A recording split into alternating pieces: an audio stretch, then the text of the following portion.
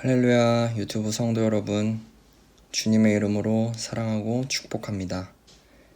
지난번 영상에 이어 두 번째 영상을 업로드하게 되었네요. 제가 하는 것은 아무것도 없고 오직 능력이 충만하신 아버지 하나님께서 인도해 주시고 은혜 내려 주셔서 영상을 촬영하고 업로드하게 되는 듯 보여집니다. 첫 번째 영상을 시청해 주시고 영적인 격려와 중보해 주심에 감사드리며 하나님께서 때가 급하여 저와 같은 청년도 작든지 크든지 사용하시리라 믿습니다. 잠시 기도드리겠습니다. 아버지 하나님, 벌써 두 번째 영상을 주님의 은혜 가운데 올리게 되었습니다. 주님의 크신 능력으로 저로 하여금 이 영상을 시청하고 있을 많은 분들에게 복음을 전할 수 있는 기회를 허락해 주시고 성도분들이 은혜 받고 하나님 계명을 더욱 사랑하며 지키고 살아갈 수 있도록 인도해 주셔서 참으로 감사를 드립니다. 기도와 업기는 주님 다시 오실 그때까지 가짜 믿음이 아닌 진짜 믿음 가진 저희들 모두 되기를 더욱 원합니다.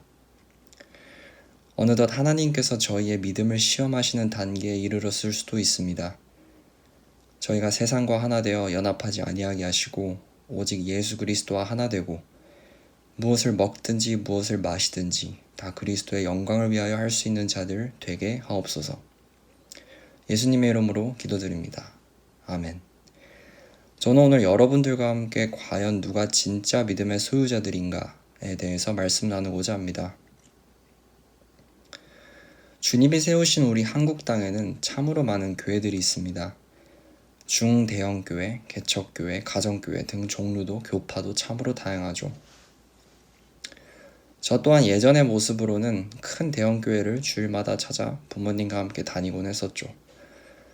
물론 그 안에서 목사님의 설교 말씀을 듣고 은혜를 받고 마음에 뜨거운 불과 같은 것이 느껴지며 하나님께 순종하려는 삶을 살려고 노력하게 되는 등 저는 그것이 성령님의 인도하심이었다고 생각합니다.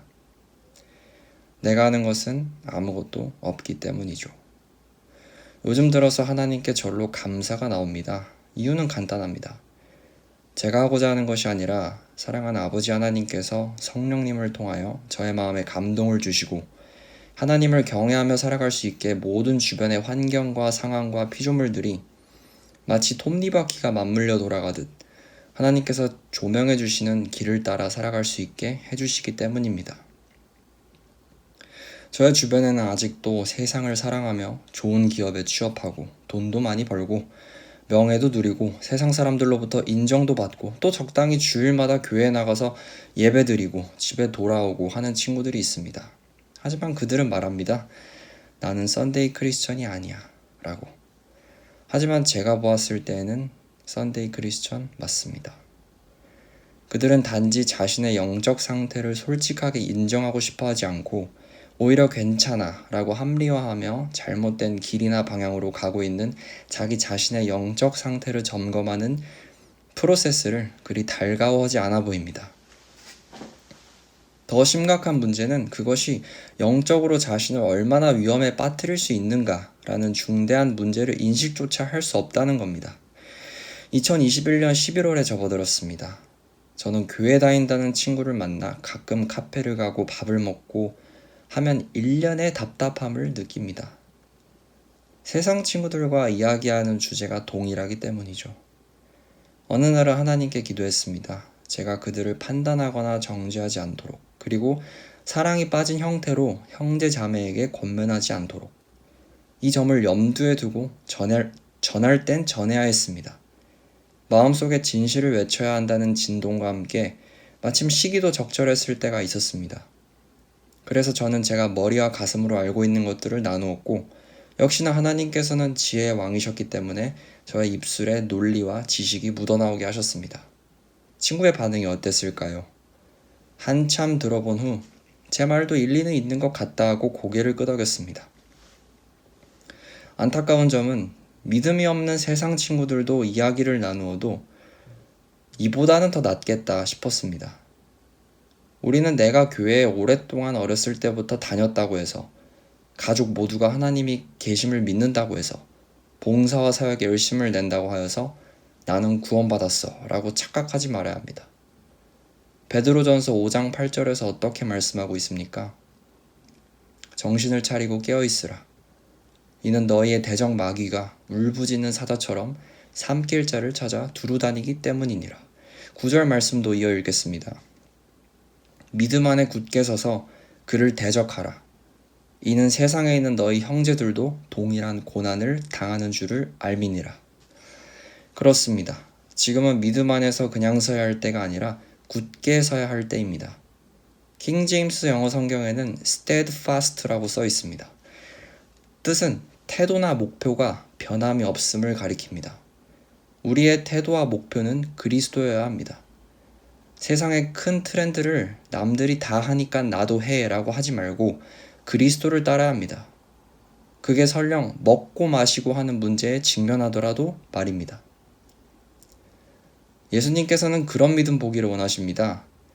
지금부터 말씀드리고자 하는 내용은 절대로 저의 자랑이 아님을 말씀드리고자 합니다. 2021년 8월 중순쯤 다니던 직장을 그만두고 퇴사를 결정하게 되었습니다. 영어 강사로서 더 좋은 계약 조건과 제안을 받았습니다. 그런데 하지 않겠다고 정했습니다. 하나님께서 저에게 자연스럽게 느끼게 하셨던 것은 앞으로 산업 패러다임과 큰 축이 바뀌고 전환되고 있다는 것이었습니다. 급변하고 있는 세상 속에서 앞으로 돈이라는 물질이라는 것에 얽매여서 우상숭배하는 자로 살 수 없다는 생각 때문이었습니다. 내가 좋은 직장을 얻거나 실직을 하거나 살으나 죽으나 내가 그리스도의 것이로다. 저의 최선의 선택은 당시 그게 결론이었습니다. 모세가 이스라엘 백성들을 애굽 땅에서 광야로 인도해내었을 때 백성들의 행악이 무엇이었습니까? 모세가 하나님께 대면하러 시내산에 올라갔을 때 주께서는 모세에게 말씀하셨습니다. 가라, 너는 내려가라. 이는 네가 이집트 땅에서 데리고 나온 내 백성이 부패하였음이라.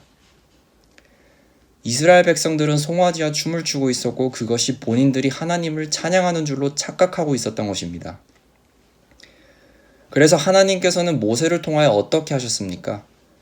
출애굽기 32장 27절 말씀에 각 사람은 옆에 칼을 차고 이 문에서 저 문으로 진영을 들어오가며 각 사람이 자기 형제를, 각 사람이 자기 친구를, 각 사람이 자기 이웃을 살해하라 하셨습니다. 레위 자손들이 모세의 명대로 하여 그날 백성 중 약 3,000명이 쓰러졌죠. 우리는 이 송아지에 무엇을 대입해 볼 수 있을까요? 아마 자아를 대입해 볼 수 있을 겁니다. 자기 자신을 하나님보다 사랑하면서 난 하나님을 찬양하고 경배해라고 착각한다는 겁니다. 하나님 말씀인 성경은 창세기 1장 1절부터 요한계시록 마지막 장 마지막 절까지 다 아멘으로 받아들이는 것입니다. 내게 적용해 보는 것입니다. 사랑하는 성도 여러분, 영적으로 근신하고 깨어있으시기를 그리고 온 마음을 다하여 예수님을 사랑하시는 분들 되실 수 있기를 기도합니다. 만약 여러분들이 다니는 교회가 기복신앙과 자아 꿈, 비전, 실현 등 세상에서의 성공과 원하는 바를 이룰 수 있게 설교하는 교회는 진작에 떠나셨어야 한다고 봅니다. 지금이라도 늦지 않았으니 착각하는 교회 건물들로부터 떠나 진리이신 예수님을 진짜로 받아들이실 수 있기를 기도합니다. 교회 용어로 에클레시아라는 말이 있습니다. 그리스도를 진정으로 고백하고 믿는 신앙 공동체로서의 교회를 뜻합니다. 건물이 교회가 아니라 저와 여러분이 살아있는 유기체 그리스도의 교회입니다. 그럼 내 안에 더러운 것들을 예수님의 피로 깨끗하게 씻고 성전을 거룩하고 깨끗하게 해야죠. 진리가 우리 모두를 자유케 하기를 예수님의 이름으로 기도드립니다. 아멘.